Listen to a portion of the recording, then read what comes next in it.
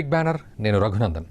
మహారాష్ట్రలో శివసేన, బీహార్లో జేడీయూ, పంజాబ్లో అకాలీదళ్ దోస్తీ, ఒడిశాలో బీజేడీకి స్నేహహస్తం, తమిళనాట అన్నాడీఎంకే బంధం, తెలుగునాట వ్యూహాత్మక సంబంధం, దగ్గరవుతున్న పాత మిత్రులు, వెలుగులోకి కొత్త బంధాలు. కమల్ మిత్ర 2019 ఇదే Walt big banner.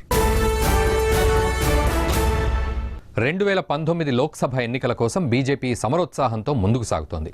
Operation alliance మొదలుపెట్టిన కమలనాథులు కలిసొచ్చే పార్టీలను దరిచేర్చుకునే పనిలో బిజీగా ఉన్నారు. అంతేకాదు, ఎన్నికల సమయం దగ్గర పడుతుండటంతో దేశవ్యాప్తంగా ప్రచార పర్వాన్ని ముమ్మరం చేసేందుకు కూడా కమలనాథులు పక్కా ప్రణాళికలు సిద్ధం చేశారు.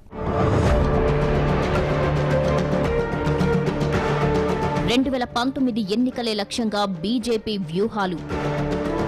ఓవైపు ప్రచార సన్నాహాలు, మరోవైపు పొత్తుల ఎత్తులు. కొత్త మిత్రుల వేటలో కమలనాథులు, బీజేపీకి దగ్గరవుతున్న పాత మిత్రులు.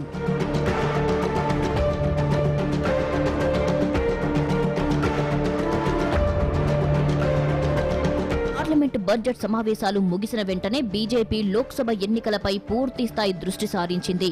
మరోసారి అధికారంలోకి రావాలనుకుంటున్న కమలనాథులు పక్కా వ్యూహాలతో ముందుకెళ్తున్నారు. ఇప్పటికే రాఫెల్ డీల్పై కాగ్ నివేదికను చివరి రోజున పార్లమెంట్లో ప్రవేశపెట్టి ప్రతిపక్షాల ఆందోళనలకు అవకాశం లేకుండా చేశారు. ఇక యూపీలో ములాయం సింగ్ ద్వారా మరోసారి నరేంద్ర మోదీ ప్రధాని కావాలని చెప్పించి ఎస్పీ, బీఎస్పీకి షాక్ ఇచ్చింది బీజేపీ. ప్రధానంగా యూపీలో 80 లోక్సభ స్థానాలు ఉండగా 2014లో బీజేపీ 71 స్థానాలు గెలుచుకుంది. ఈసారి ఎస్పీ, బీఎస్పీ పొత్తు పెట్టుకుని బరిలోకి దిగుతుండటం వల్ల బీజేపీకి అది నష్టమే.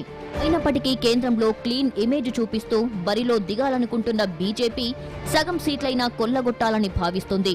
ఇక్కడ కోల్పోయే సీట్ల లోటును బెంగాల్, దక్షిణాది రాష్ట్రాలతో పూడ్చుకోవాలని చూస్తుంది.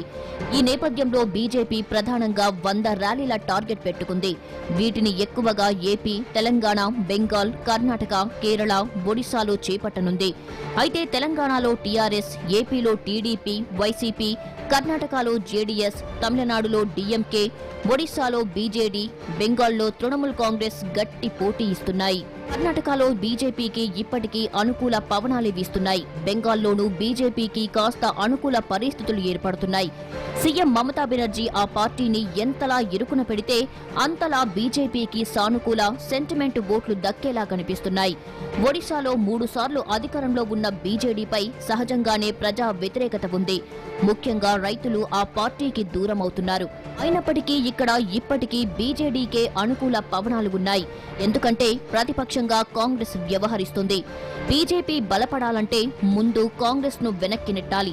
అందుకోసం బీజేడీతో పొత్తుకు సిద్ధపడితే బెటర్ అన్న సంకేతాలు వెలువడుతున్నాయి. అయితే తెలంగాణలో బీజేపీకి ఏమాత్రం అనుకూల అవకాశాలు కనిపించడం లేదు. అయినప్పటికీ ఓట్ల శాతం పెంచుకునేందుకు కమలదళం ప్రయత్నిస్తుంది. ఇందులో భాగంగానే ఈ నెలాఖరున బీజేపీ అధ్యక్షుడు అమిత్ షా తెలంగాణలో పర్యటించబోతున్నారు. ఇక్కడి 17 లోక్సభ స్థానాలను 4 భాగాలుగా బీజేపీ విభజించింది. కర్ణాటక మాజీ మంత్రి అరవింద్ లింబావలి తెలంగాణ లోక్సభ ఎన్నికల ఇన్ఛార్జిగా బాధ్యతలు చేపట్టబోతున్నారు.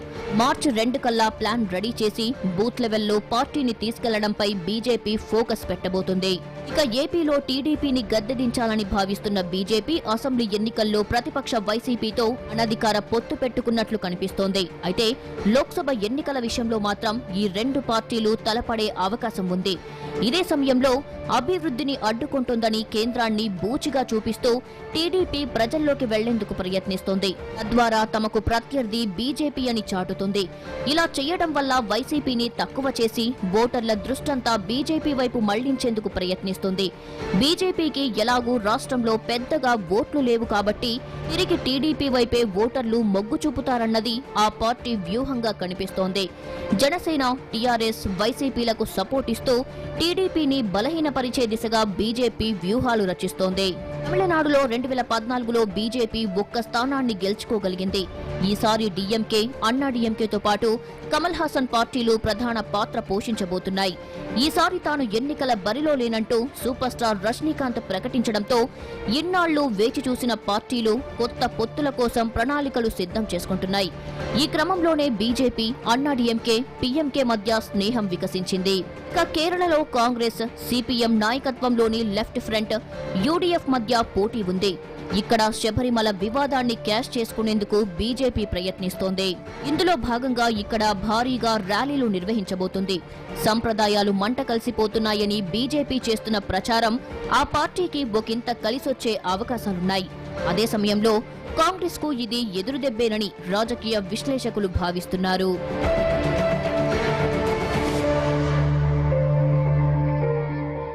ఓవైపు ఎన్నికల ప్రచారానికి వ్యూహాలు రచిస్తూనే మరోవైపు పాత మిత్రులను కలుపుకుపోతూనే కొత్త మిత్రుల వేట ప్రారంభించారు కమలనాథులు. లోక్సభ ఎన్నికలకు గడువు సమీపిస్తుండడం, విపక్షాల మహాకూటమి సన్నాహాలు వేగవంతం అవుతున్న నేపథ్యంలో బీజేపీ అప్రమత్తమైంది. సొంతంగా ప్రభుత్వాన్ని ఏర్పాటు చేయడం సాధ్యం కాదని సర్వేలు చెబుతున్న క్రమంలో కొత్త మిత్రుల కోసం ఆరాటపడుతోంది. ఎన్నికలకు ముందు పొత్తు బంధాల కోసం అన్వేషిస్తోంది.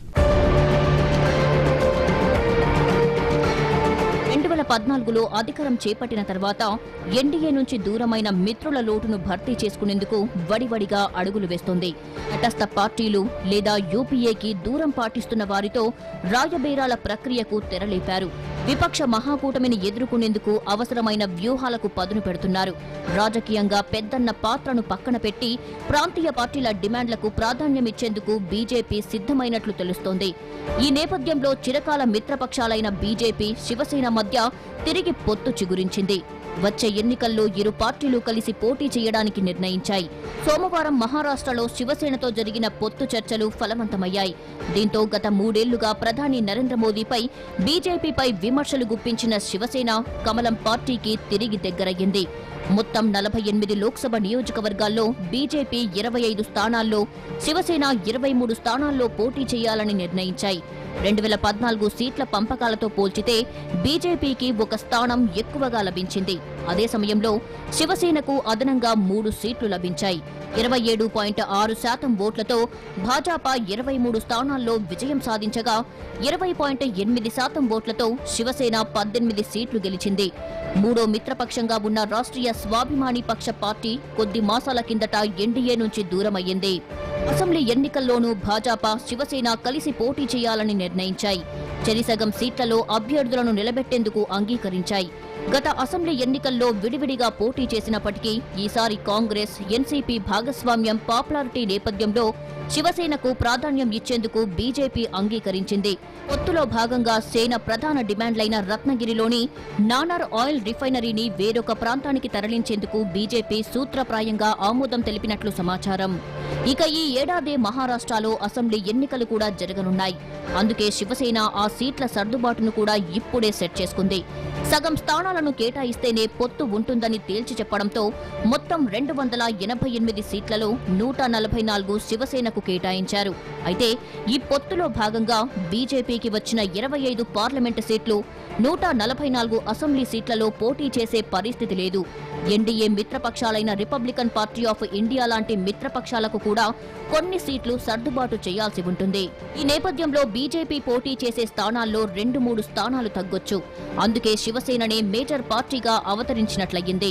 వచ్చే అసెంబ్లీ ఎన్నికల తర్వాత శివసేన నేత మాత్రమే ముఖ్యమంత్రి కావాలనేది ఉద్ధవ్ ఠాక్రే ఆలోచన.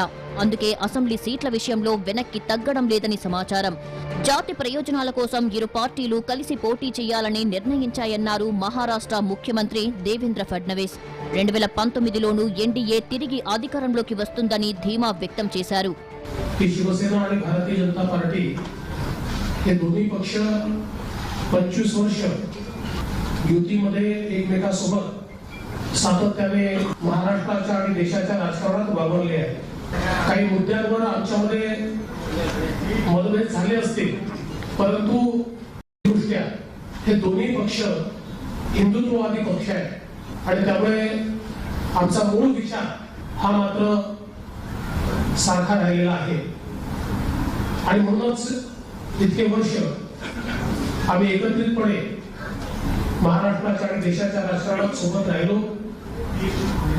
मागच्या विधानसभेच्या निवडणुकीच्या वेळी काही कारणाने आम्ही सोबत राहू शकलो नाही, परंतु त्यानंतर गेली 4.5 वर्ष आणि राज्यामध्ये आम्ही एकत्रित केंद्रात एनडीएचं सरकार आणि राज्यामध्ये देखील एनडीएचं युतीचं सरकार हे आम्ही एकत्रितपणे त्या ठिकाणी चालवतो.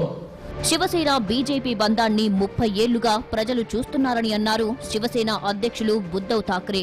25 ఏళ్లుగా కలిసికట్టుగా ముందుకు నడిచామని తెలిపారు. కానీ ఈ 5 ఏళ్లలో కొన్ని అభిప్రాయ భేదాలు నెలకొన్నాయని, వాటిని అధిగమించి మరోసారి కలిసి ముందుకు సాగాలని నిర్ణయించామన్నారు. तर साधारणतः गेले 30 वर्ष शिवसेना आणि भारतीय जनता पक्ष यांचं नातं आपल्या सगळ्यांसमोर आहे. ज्यांचे 25 वर्ष आमची युती घट्ट होती, 5 वर्ष सगळ्यांना एक संभ्रम होता युती आहे की युती नाही. अर्थात देवेंद्रजी आपण जे सांगितलं की मी मार्गदर्शक म्हणून तुमच्याशी लढत होतो असं नाही. मार्गदर्शक बनून तुम्हाला मी काही गोष्टी सांगत होतो, आपणही माझे सल्ले घेत होता. पण आता यासाठी सल्ले घ्यायला आपल्याला गुप्त बैठका करण्याची गरज नाहीये. आज जसं आपण उघड भेटलेलो आहोत, आता उघड भेटीत आणि उजळ माथ्याने संपूर्ण राज्यात नाही तर देशामध्ये आपण फिरू. साहजिकच आहे, युती करायची तर का करायची, युती तोडायची तर का तोडायची, हे प्रश्न निर्माण केले जातात. युती करताना मी पंढरपूरच्या सभेत बोललो होतो की जागा वाटप होत राहील, इतर सगळ्यांचं वाटप होईल. पण जे मुद्दे शिवसेनेने उचलले त्याचे खास करून माझा शेतकरी बांधव आहे. ఇక బీజేపీ శివసేన పొత్తు నేపథ్యంలో లోక్సభ ఎన్నికల్లో తాము తప్పకుండా విజయం సాధిస్తామన్నారు బీజేపీ జాతీయ అధ్యక్షులు అమిత్ షా. भारतीय जनता पार्टी और शिवसेना के करोड़ों कार्यकर्ताओं के मन की इच्छा की पूर्ति हो रही. सभी कार्यकर्ता चाहते थे कि सेना और भाजपा एक युति बनाकर लड़े और केंद्र में और महाराष्ट्र में फिर से सेना भाजपा युति एनडीए की सरकार. आज शिवसेना अध्यक्ष, हमारी महाराष्ट्र की टीम और अंत में मेरे साथ भी सभी पक्षों का डिटेल चर्चा विचार होकर हम लोगों ने ये युति करने का निर्णय किया है. देवेंद्र जी ने युति के जो आंकड़े और कौन कितनी सीटें लड़ेगा ये बात आपके सामने स्पष्ट रखी है. मैं इसको रिपीट करना नहीं चाहता, परंतु एक बात मैं फिर से देश भर के दोनों पक्षों के कार्यकर्ताओं को कहना चाहता हूं कि भारतीय जनता पार्टी का सबसे पुराना अगर कोई साथी है तो शिवसेना और अकाली दल ने भारतीय जनता पार्टी का हर समय पर, अच्छे बुरे हर समय पर साथ दिया है. और मुझे आनंद है कि जो थोड़ा मनमुटाव बीच में हुआ था, हालांकि हम सरकार में साथ में ही थे. బీజేపీ శివసేన బంధం ఈనాటిది కాదు. 3 దశాబ్దాలుగా ఇరు పార్టీల మధ్య అనుబంధం ఉంది. 2014 మహారాష్ట్ర అసెంబ్లీ ఎన్నికల సమయంలో సీట్ల పంపకం విషయమై విభేదాలు తలెత్తడంతో ఇరు పార్టీలు వేర్వేరుగా పోటీ చేశాయి. 288 స్థానాలకు గాను బీజేపీ 133 చోట్ల గెలుపొందింది. శివసేన 63 సీట్లతో సరిపెట్టుకుంది. ఎన్నికల తర్వాత ప్రభుత్వ ఏర్పాటు కోసం 2 పార్టీలు చేతులు కలిపాయి. కానీ నాటి నుంచి బీజేపీపై విమర్శలు చేసే విషయంలో శివసేన ఎప్పుడూ వెనక్కి తగ్గలేదు. గత కొద్ది నెలలుగా బీజేపీ టార్గెట్ గా శివసేన దూకుడు పెంచింది. 2019 ఎన్నికల్లో ఒంటరిగా పోటీ చేస్తామని గతేడాది ప్రకటించింది కూడా. కానీ బీజేపీ మాత్రం చిరకాల మిత్రపక్షంతో పొత్తుకే మొగ్గు చూపింది. గత వారం సీఎం ఫడ్నవీస్ ఉద్దవ్ ఠాక్రే నివాసానికి వెళ్లొచ్చారు. వాస్తవానికి శివసేన గురి సీఎం పీఠంపై ఉంది. 1995 నాటి ఫార్ములానే అనుసరించాలని భావిస్తోంది. 1995లో శివసేన 169 స్థానాల్లో పోటీ చేయగా బీజేపీకి 116 సీట్లే కేటాయించింది. ఆ ఎన్నికల్లో శివసేన 73 స్థానాలు గెలవగా బీజేపీ 65 చోట్ల విజయం సాధించింది. ఎన్సీపీ, కాంగ్రెస్లు జట్టు కడుతుండటంతో పాటు వాటితో పొత్తు కోసం మహారాష్ట్ర నవనిర్మాణ్ సేన తహతహలాడుతోంది. ఈ నేపథ్యంలో ఓటు బ్యాంకు చీలిపోకుండా ఉండటం కోసం శివసేన, బీజేపీ పొత్తుకు అంగీకరించాయి. తిరిగి అధికారంలోకి రావాలని భావిస్తున్న బీజేపీకి మహారాష్ట్ర ఆశాకిరణంగా భావించొచ్చు.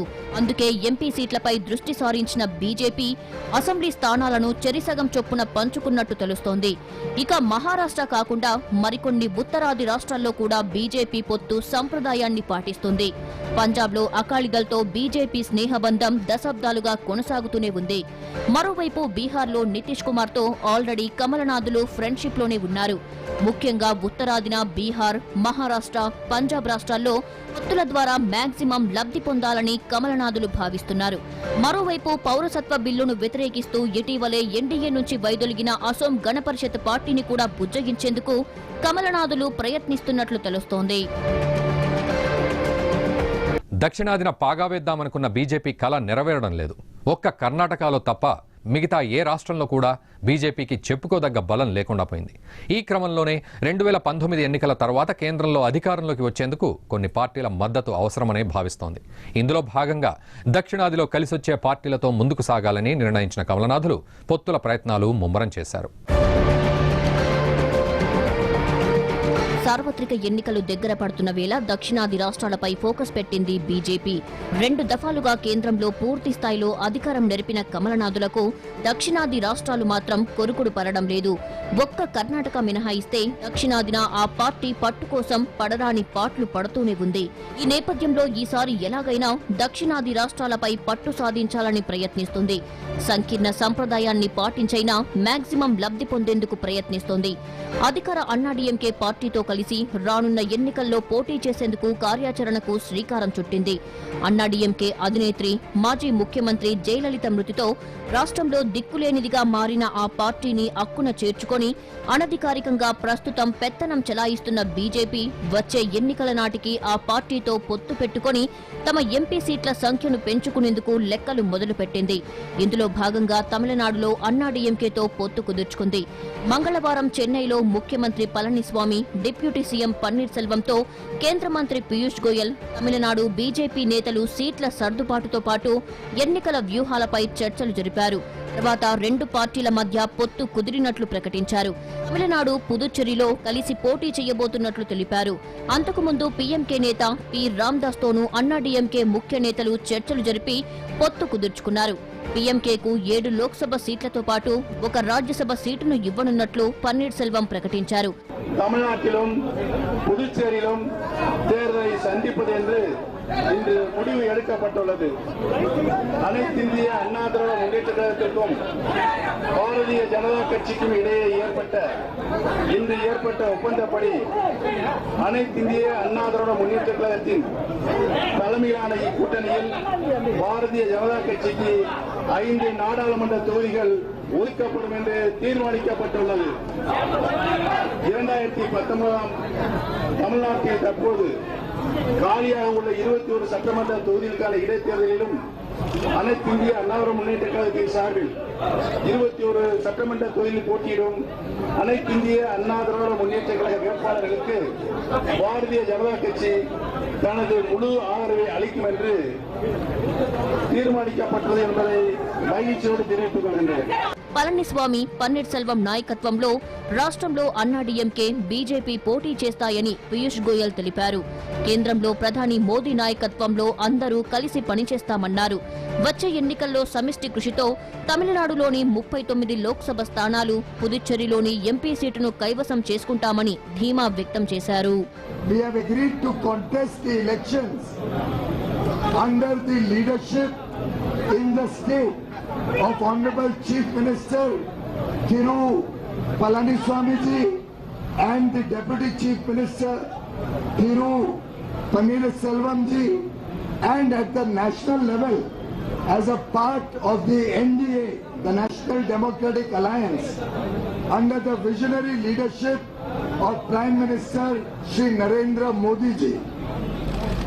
All the parties in the alliance in Tamil Nadu will work together, will strengthen the National Democratic Alliance, and our confidence is Narpattam Namate. All 40 seats in Tamil Nadu and Puducherry will be won by the National Democratic Alliance in the center under the leadership of Prime Minister Modi, in the state under the leadership of Thiru Palaniswamy ji and Thiru Pannir Selvam ji. We are starting our campaign with full confidence that we will sweep the state of Tamil Nadu as a mark of respect to Honorable Jayalalitha ji. She was the leader of Tamil Nadu. She was the leader of the people of Tamil Nadu. BJP AIADMK మధ్య సీట్ల సర్దుబాటుపై కూడా ఓ clarity వచ్చేసింది. పుదుచ్చేరి లోక్సభ స్థానం, తమిళనాడులోని 39 లోక్సభ స్థానాలతో కలిపి మొత్తం 40 స్థానాలకు గాను బీజేపీ, అన్నాడీఎంకే, పీఎంకే పార్టీల మధ్య ఒప్పందం కుదిరింది. బీజేపీ 5, పీఎంకే 6 స్థానాల్లో పోటీ చేయనుండగా మిగిలిన 29 స్థానాల్లో అన్నాడీఎంకే పోటీ చేసేలా అవగాహనకు వచ్చారు. అంతేకాదు పీఎంకేకు మరో రాజ్యసభ సీటును కూడా అన్నాడీఎంకే కేటాయించింది. అలాగే తమిళనాడులో 21 స్థానాలకు జరగనున్న అసెంబ్లీ ఉప ఎన్నికల్లో బీజేపీ, అన్నాడీఎంకేకు సహకరించేలా అవగాహనకు వచ్చారు. బీజేపీ, అన్నాడీఎంకే పార్టీలు ఇద్దరూ రజనీకాంత్ పెడతారనుకున్న పార్టీ కోసం వేచి చూసినట్లు కమలం పార్టీ వర్గాలు చెప్పాయి. అయితే రజనీకాంత్ తాను ఈ ఎన్నికల్లో పోటీ చేయడం లేదని స్పష్టమైన ప్రకటన ఇచ్చిన తర్వాత బీజేపీ, అన్నాడీఎంకేల పొత్తు తెరపైకొచ్చింది. ఆగమేఘాల మీద అంతర్గత చర్చలు జరిగాయి. ఇప్పటికే అధికారిక అన్నాడీఎంకేపై వ్యతిరేకత వస్తున్నందున బీజేపీతో కలిసి పోటీ చేస్తే బలమైన శక్తిగా అవతరిస్తామని అన్నాడీఎంకే భావిస్తోంది. అంతేకాదు తమిళనాడు రాష్ట్రానికి మంచి బడ్జెట్ ప్రవేశపెట్టినందువల్ల ప్రజలు హర్షిస్తున్నారని, ఇది తమకు కలిసొస్తుందని పళనిస్వామి సర్కార్ భావిస్తోంది. ఇదిలా ఉంటే తెలుగు రాష్ట్రాల విషయంలో బీజేపీ వ్యూహాత్మకంగా ముందుకు సాగుతుంది. అధికారికంగా ఏ పార్టీతో పొత్తులు పెట్టుకోకపోయినా తెలంగాణలో టీఆర్ఎస్, ఏపీలో వైసీపీలతో లోపాయికారికంగా కలిసి నడుస్తున్నట్టు సంకేతాలు వెలువడుతున్నాయి. ఎన్నికల తర్వాత అవసరమైతే కమలనాథులు ఈ 2 పార్టీల మద్దతు కోరే అవకాశం లేకపోలేదని రాజకీయ విశ్లేషకులు అంచనా వేస్తున్నారు. The entire nation is a very good alliance in South India. It is going to come. Mahagathbandhan, NDA, and good beginning is made. మరోవైపు కేరళలోనూ ఈసారి గట్టి పోటీ ఇవ్వాలని బీజేపీ ఉవ్వెళ్లూరుతుంది. ఎల్డీఎఫ్, యూడీఎఫ్ల హవాను చెక్పెట్టి కనీసం 3-4 సీట్లైనా సాధించాలని పట్టుదలగా ఉంది. ముఖ్యంగా శబరిమల అంశంపై బీజేపీ ఎన్నో ఆశలు పెట్టుకుంది. శబరిమలలోకి మహిళల ఎంట్రీని ప్రోత్సహించిన అధికార ఎల్డీఎఫ్ పై సంప్రదాయవాదులు మండిపడుతున్నారు. దీంతో హిందువుల ఓట్లను ఏకతాటిపైకి తెచ్చేలా కమలనాథులు తీవ్ర కసరత్తు ప్రారంభించారు. మొత్తానికి దక్షిణాదిలో పొత్తుల ద్వారా మాక్సిమం లాభపడాలని కమలనాథులు స్కెచ్ వేస్తున్నారు.